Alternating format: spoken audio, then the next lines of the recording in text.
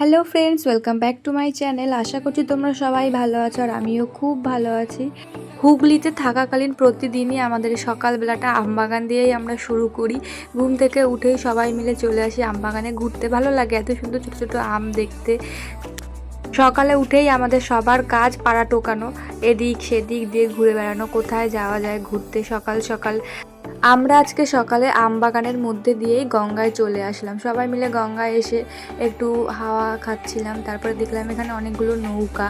তারপরে আমি কটা ছবি তুলে নিলাম। সকালবেলায় গঙ্গাতে ছিল জোয়ার আর জলের খুব স্রোত ছিল, আমি তো পড়েই যাচ্ছিলাম ফোন নিয়ে। বাড়িতে এসেই সঙ্গে সঙ্গে খেতে বসে গেলাম। এখানে 3 বেলা টাইম টু টাইম খাবার, কিছু হোক আর না হোক খাবারটা 3 বেলা হবেই। আর আমরা এখানে প্রায় 10 থেকে 15 জন, মানে আমাদের ফ্যামিলির প্লাস পাড়ার সবাই মিলে একজোট হই আমরা, আর সবাই মিলে একসাথে থাকি, খুব মজা হয়। আমাদের তো এখানে এসে খাওয়া দাওয়া আর ঘোরা ছাড়া কোনো কাজ নেই। তো খাওয়া দাওয়ার পরে দেখছি আকাশটা মেঘলা হয়ে এসছে, তাই আমরা আবার চলে আসলাম এই গঙ্গার পাড়ে। বসে আমরা সবাই মিলে অনেকক্ষণ আড্ডা দিচ্ছিলাম, অনেকক্ষণ দাঁড়িয়েছিলাম। যতক্ষণ না বৃষ্টি এসছে, বৃষ্টি গায়ে পড়েছে, ততক্ষণ আমরা এখানে বসেছিলাম। ঝিরিঝিরি বৃষ্টি পড়ছিল। তারপর আমরা বাড়ি চলে গেলাম। বাড়িতে গিয়ে ঠিক হলো যে এত সুন্দর মেঘলা ওয়েদারে আমরা সবাই মিলে আজকে গঙ্গার পাড়ে পিকনিক করব। বাড়ির থেকে মাংস রান্না করে এনেছিল মামি। তারপরে আমরা একটা চট নিয়ে এসেছিলাম। গঙ্গার পাড়ে দেখো একদম কালো হয়ে আসছে, এক্ষুনি ঝড় আসবে। মাংস আর মুড়ি মাখা গঙ্গার পাড়ে। এই পাড়েই আমরা আজকে অন্য পাড়ে যাইনি, যেখানে আমরা প্রতিদিন স্নান করি সেই পাড়েই। সবাইকে প্লেটে করে একটা মাংস আর মুড়ি মাখা দেওয়া হয়েছিল। আর আমি ভিডিও করতে করতে পরে দেখছি কি এত হাওয়া দিয়েছে যে আমার মাংসটা হাওয়ায় পড়ে উল্টে গেছে। তারপরে মামি আবার প্রথম থেকে আমাকে দিল। আর ওয়েদারটা এত সুন্দর ছিল, মানে বলার মতো না, ওখানে না থাকলে অনুভবই করা যাবে না, এত সুন্দর ওয়েদার ছিল। আমরা ওখানে গিয়ে প্রতিদিনের ওয়েদার খুব ভালো পেয়েছি।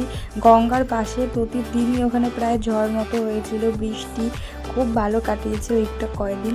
আমরা সবাই ঠিক করেছিলাম যে মুড়ি মাখা খেয়ে গঙ্গায় স্নান করে একেবারে বাড়ি যাবো, কিন্তু সেটা আর হলোই না। এত হাওয়া দিচ্ছিল, সবার কাঁপুনি উঠে গেছিলো। আমি তো দৌড়ে দৌড়ে বাড়ি গেছিলাম, এত ঠান্ডা লাগছিল। বাড়ি গিয়ে সবাই বাড়িতেই স্নান করেছিল, কেউ সেদিনকে গঙ্গায় স্নান করতে পারেনি। আর তারপরে তো মুষলধারে বৃষ্টি, প্রচুর বৃষ্টি হয়েছিল ওদিনকে। তারপরে বাড়িতে গিয়ে সবাই স্নান দান করে খাওয়া দাওয়া করে আমরা ঠিক করলাম বিকেলে আবার ঘুরতে যাবো, কারণ সারাদিনটাই তো ঘোরা, আমরা তো ঘুরতেই এসেছি।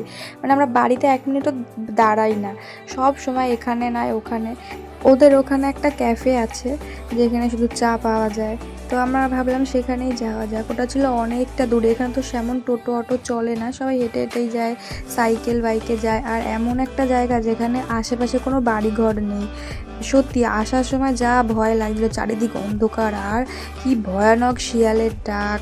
সবাই মিলে আমরা তখন বেরিয়ে পড়েছিলাম প্রায় বিকেল 5টার দিকে। আর জায়গাটা এত সুন্দর ছিল, আমি তো শুধু ভাবছি আমাদের ঠাকুরনগরের যদি লোকজন এখানে থাকতো তাহলে তো সারা রাস্তায় সেই জামদানির মতো হয়ে যেত। সারা রাস্তায় দাঁড়িয়ে দাঁড়িয়ে সবাই আড্ডা দিত, কত দোকান হয়ে যেত, একদম জামদানির মতো। তার থেকেও সুন্দর জায়গা ছিল এটা। আর এই যে হলো আমাদের টিম, সবাই বড়রা মিলে এসেছি আজকে, ছোটদের নিইনি, কারণ অনেকটাই দূর, ছোটরা কেউ হাঁটতে পারবে না। তারপরে যতক্ষণ না সন্ধ্যা হলো ততক্ষণ আমরা রাস্তায় বসে অনেক ছবি ভিডিও করলাম। তারপরে তো ক্যাফেতে গেছিলাম, কিন্তু সেটার আর কোনো ক্লিপ নেওয়া হয়নি। বাড়িতে আসলাম, বাড়িতে এসে আমরা আড্ডা বসালাম, গানের আড্ডা। সেদিনকে খুব মজা হয়েছে, গানের আড্ডা করে আমরা আবার ভূতের আড্ডায় চলে গেছিলাম, গানের লড়াই খেলেছিলাম, অনেক মজা করেছি সেদিনকে। সব বড় দাদারাও ছিল। তারপরে আমার একটা মামা এই জিনিসটা আমাদের দেখালো, এটা ছিল এক ধরনের বালি। তারপরে দেখলাম সেই বালিটা আবার চুম্বক দিয়ে উঠে আসছে একদম। তো তারপরে মামার কাছে জিজ্ঞেস করায় মামা বলল এটা একটা ম্যাগনেট, আর এই বালিগুলো হলো ম্যাগনেটেরই গুঁড়ো, ওর জন্যই লেগে লেগে যাচ্ছে। আজকের এই রাতের আড্ডাটা বসেছিল আমার এক অন্য মাসির বাড়িতে। তারপরে আমরা বাড়ি ফিরি, অনেকটাই রাত হয়ে গেছিলো। তো আজকে ভিডিওটা একটুকুই, টাটা।